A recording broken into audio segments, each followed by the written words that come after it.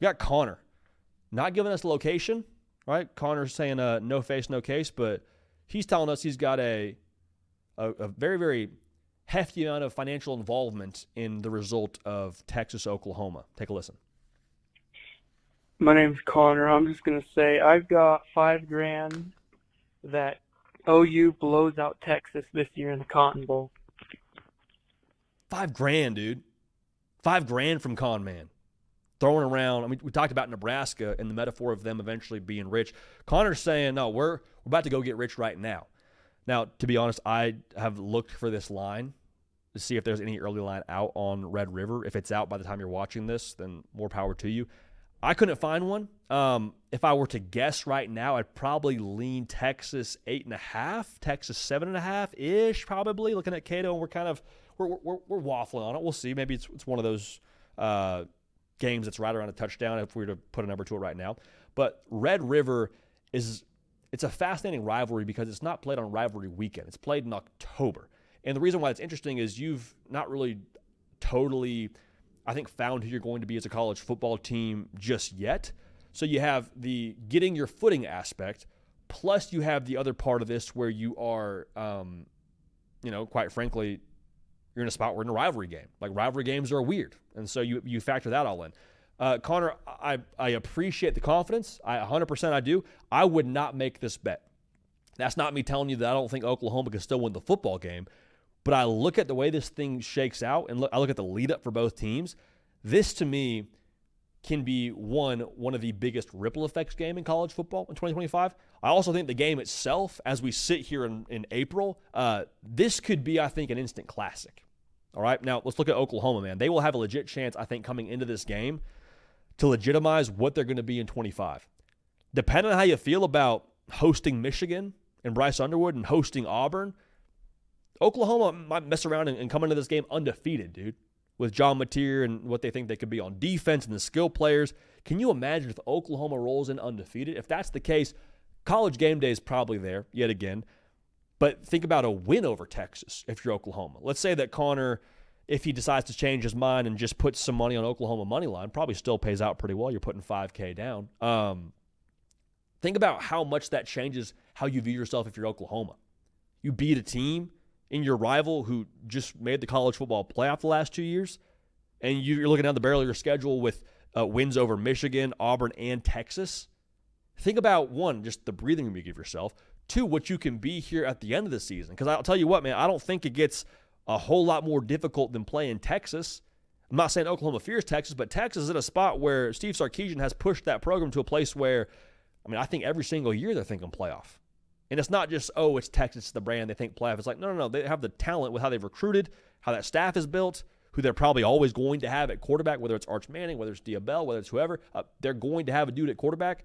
Like, you beat Texas, okay, we're cooking now. We're real deal cooking, and you can talk about being a playoff team, I think, at that point, if you're Oklahoma.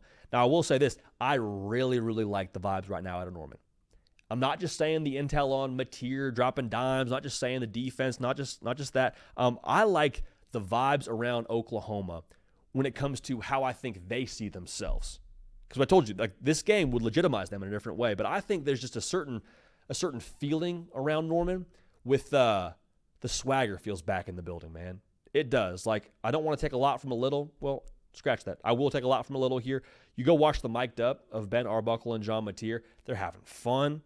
They're competing with a lot of energy, with a lot of juice. And I get it, spring practice, but it feels different. What it reminds me of is a bit of a Baker Mayfield vibe.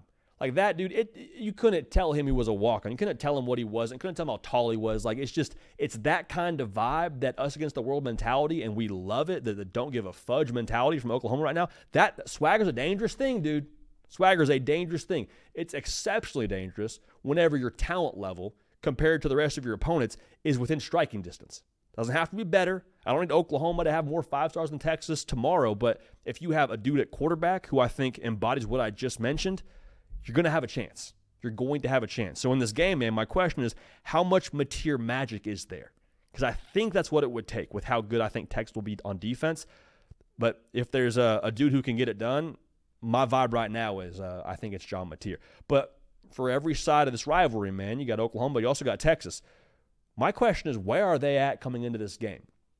Because we mentioned the lead-up for Oklahoma. The lead-up for Texas is sneaky. You open at Ohio State, but the week before Red River, you got to go to the Swamp and play Florida, which will be scrappy as all get out. What's Ohio State's, what's Texas's record after Ohio State, after Florida? What's that record? Do they have a loss? I don't think that's crazy to say. Y'all, could they have 2 losses? I'm not picking it right now. I'm asking the question, is that a possibility? Even if they just have 1 loss and they come into this game. If you drop Red River and you're Texas, you're fight or flight the rest of your schedule. And you still got to play Georgia, still got to play A&M. That would, one, just be a wild world to live in as college football fans. But the biggest storyline for me for Texas and Red River is just the stress test for them in this way. We just spoke about Notre Dame during this live show. Notre Dame was in fight or flight after week 2. And in a weird way, it served them well, and it was a big reason why I think they played the way they played in the playoff, because they had been in playoff mode since the NIU game. But I would just be really, really interested to see how this team responds, specifically how would Arch Manning respond. Because this is obviously going to be a lot of expectation and hype, and I think the expectation is fair. I don't think Arch Manning is wilting at the fact that he's going to have to go be the guy to take Texas to a national title game here in 2025. I think he welcomes that. But it would be, I think, very, very telling to learn about what's under the hood. Like Red River, man, it reveals a lot of character, and it reveals a lot of competitive stamina. Just rivalries do that to you, man. The energy's cranked up, emotions cranked up, environment's crazy. There's not a lot of room for posturing in a game like this. So, Arch, my question is, what we got, baby? Can you go win a quarterback duel against John Mateer if it calls for that? Now, I don't want to pretend that's exactly what it comes down to, because there's a very real possibility here that Texas's roster talent is just superior and they win on that day. You don't have to ask Arch to go for 3 bills and 2 touchdowns. But I do think that's where this game gets really interesting to me. Because if Texas can go win because of Arch Manning and Red River, we mentioned about the confidence that would build for Oklahoma if they beat Texas. What if Arch Manning just goes berserk in Red River over a Brent Venables defense? And we're reliving that 49-0 kind of vibe that there was a couple of years ago. Didn't it feel like that game sort of propelled Quinn Ewers in some ways? And I'm not saying that Oklahoma team was a world beater by any stretch, and they had no quarterback in that game, so there's a lot of variables there. But didn't that kind of feel a little bit like a turning point for Quinn Ewers in his career at Texas? I wouldn't be so sure it can't be that for Arch Manning. Because if you go, whether you've beaten Ohio State or whether you've lost to Ohio State, if you can answer in a big game against Oklahoma, that tells me a lot about how he's built upstairs. And I'm not questioning it, but I'm just telling you, to see it in person, to see it actually play itself out, that would tell us a lot. So the winner of this game will flinch the least, will not flinch last, and it's going to test all the unquantifiables. We love it. This will have a quarterback draw line in the sand feel to it, is my vibe right now. But overall, man, Red River, Connor, best of luck, dude. If you win 5K, more power to you. I don't know that an Oklahoma blowout is the most likely scenario here. If it happens, more power to you. I just think we're in for an instant classic. And you're talking about Oklahoma being a playoff team if they win, I think. And if Texas loses, you're talking about fight or flight. What are they going to be when they play Georgia? What are they going to be when they play A&M?